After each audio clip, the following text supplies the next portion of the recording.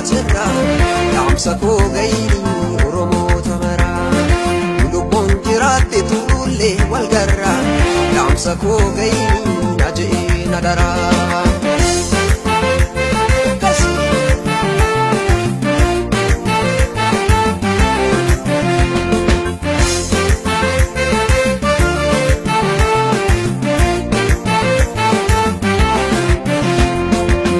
Baay'een qaba biyya hambaatirra yaamsa koo gayini Oromoota maraa kunootiin injifannoon Oromiyaa jirra yaamsa koo gayini na je'ee na daraa.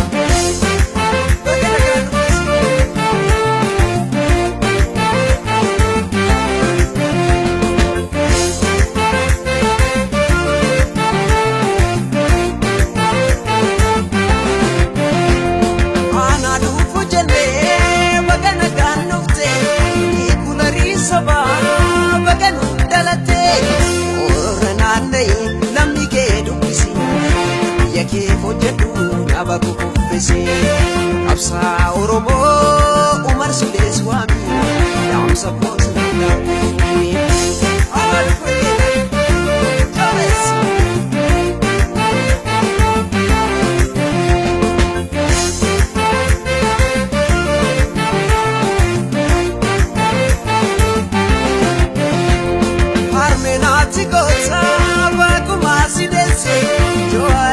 Sabaa jahaati deesse leedina cabse biyyatti dammaqse abbaa gosa wanii kan gabrummaa cabse qabsaa Oromoo.